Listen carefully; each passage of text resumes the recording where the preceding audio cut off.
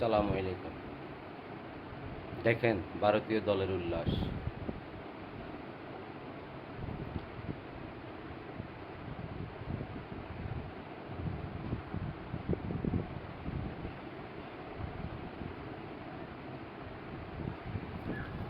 এবারে বিশ্বকাপে আমি আমাদের দলের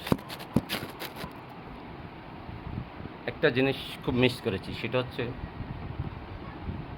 আমাদের খেলোয়াড়দের ডেডিকেশন, দলের প্রতি নিবেদিত প্রাণ হয়ে খেলা, দেশের প্রতি মমত্ববোধ, দেশের প্রতি ভালোবাসা নিয়ে খেলা।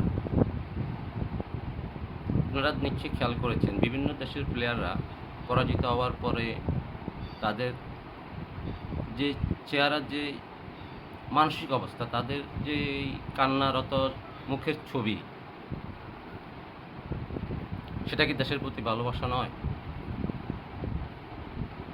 জয়ে তাদের চোখে যে অশ্রু, সেটা কি আনন্দ অশ্রু নয়?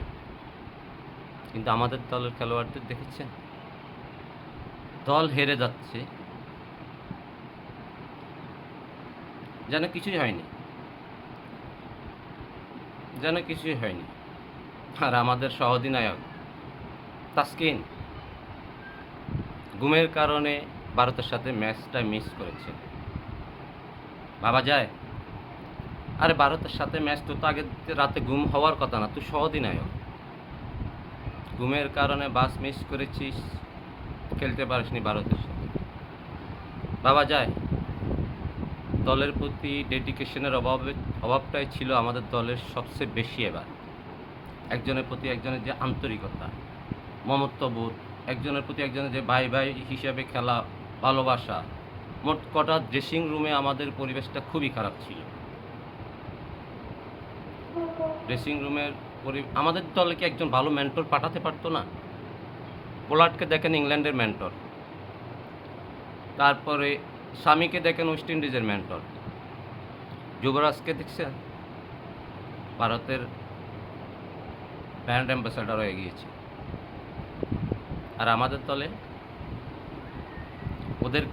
এদেরকে গাইড করার মতো, এদেরকে মেন্টালি প্রেশার করার মতো, মেন্টালি একটু বুস্ট আপ করার জন্য আমাদের একজন মেন্টর প্রয়োজন ছিল।